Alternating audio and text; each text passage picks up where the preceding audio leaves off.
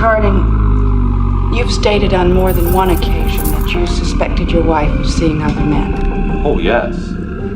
Yes, very much. I suspect her. I suspect her. Well, maybe you can tell us why you suspect her.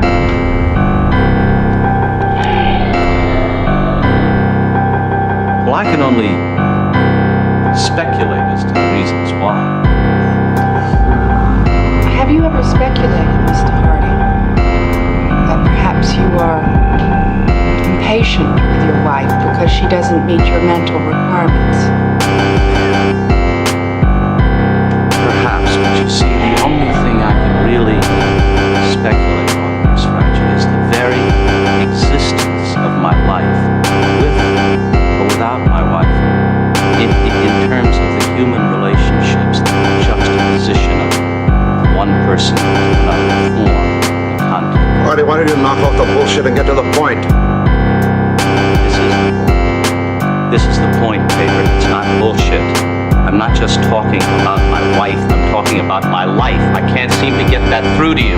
I'm not just talking about one person. I'm talking about everybody. I'm talking about form. I'm talking about content. I'm talking about interrelationships. I'm talking about God, the devil, hell, heaven. Do you understand? Finally! Yeah, Artie, you're so fucking dumb, I can't believe it. Oh. It makes me feel very peculiar when you throw in something like that. Why? What does that mean? Peculiar, Harding. Peculiar. Harding. I'm going to tell you guys something. You just don't want to learn anything. You just don't want to listen to anybody. He's got intelligence. Wait a minute. You've never heard the word peculiar? Say, what are you trying to say? Trying to say I'm queer? Is that it? Little Mary Ann? Little Marjorie Jane? Little Mystery? Huh? Is that it? Is that what you're trying to tell me? Is that your idea of communicating something to me? Is it? Well, is it? They're all crowding in on you, Mr. Harding. They all ganging up on you. Is that news? No, they sometimes want to gang up on me too, but do me a favor. Take it easy. And stay off my side. But I only want to help you. I understand. But don't you want me to? Please. But I only want to. Please. But I only want to help you. Please. You see, the other day, you made some allusions, both of you, to sexual, yes, allusions, not illusions, allusions, to sexual problems I might be having with my wife. All right, let's say it's true. Let's say I know it to be true, but you don't. And if that's your idea of trying to tell me something, you got another thing coming. Oh, Hardy, I think you're some kind of morbid asshole or something. Asshole Makes you feel peculiar. Been talking about your wife ever since I can remember. You know, she's on your mind and blah, blah, blah, blah, and on and on and on. Talking about my wife. When are you going to get that through your fucking head? When are you going to rise up and turn it off? I don't want to hear it. Please, no, just peculiar. I don't want to hear it. I'm tired. I don't want to hear it. Tired, and it's a lot of baloney. It's a lot of baloney, and I'm tired. All right, guys. You better in the morning. You know you're tired. We're all tired. I'm tired, and it's a lot of baloney. You're not tired, Mancini.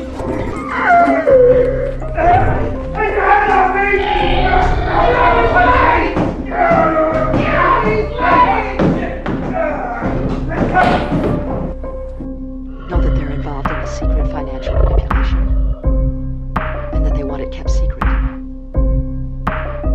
And so I'm prepared to trade, Mr. Muftar, my silence in exchange for Wintercam. But you have Wintercam. Our contract has to be renegotiated, so that if Borough National goes under, I don't lose my company to the Saudis. My silence is the only leverage I have. Forgive me, but silence about what? Some secret financial manipulation? You expect them to believe me if I use those words? Walter. $95 million in one chunk from a bank the size of Borough National. When I undertook to manage this plan, you agreed to do it gradually in small amounts. You're now starting to move billions in a matter of weeks. The world economic situation is deteriorating more rapidly than we had thought. We don't think we can afford to wait, Max. There will be no collapse in the foreseeable future unless you panic and start it with some damn fool move like this. And if you're wrong,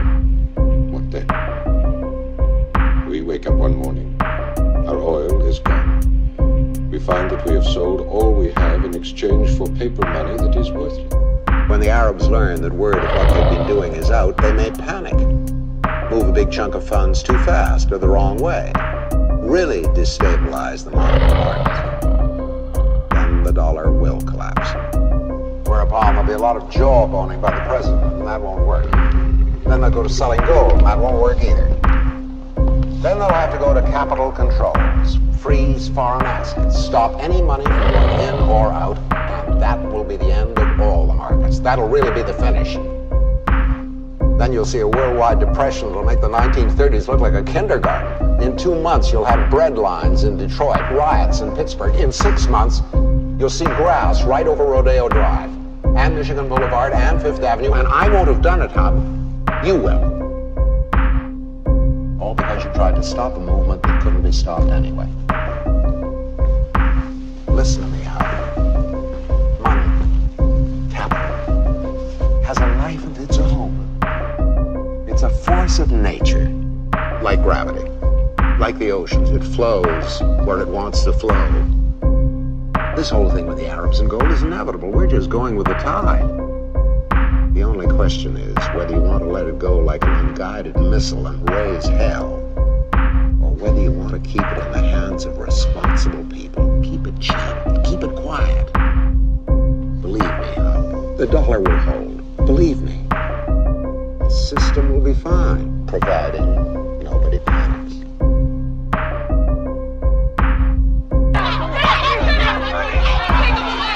It began 8 days ago when a group of Arab investors withdrew billions of dollars from U.S. banks. That in turn started a chain reaction on the world money markets.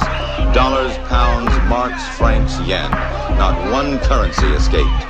This scene outside a Manhattan bank was duplicated all over the world as people saw their life savings become worthless in a matter of hours.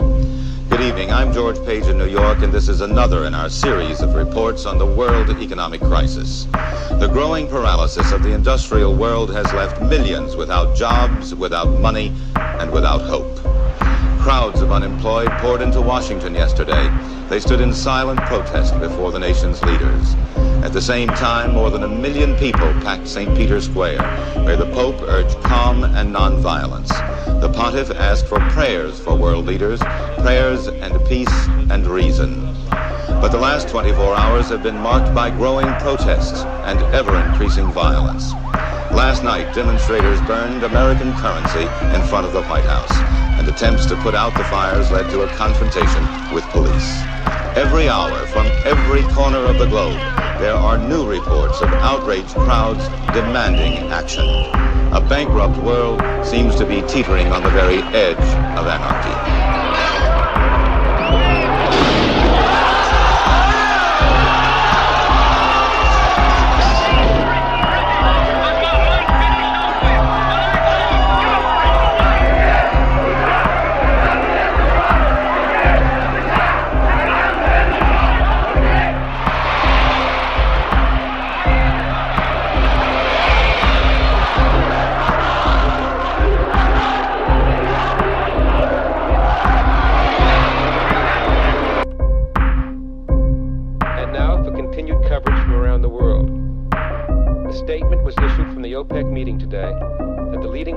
Nations would resume oil exports as soon as the international monetary markets have stabilized. The panic has spread across political and philosophical boundaries.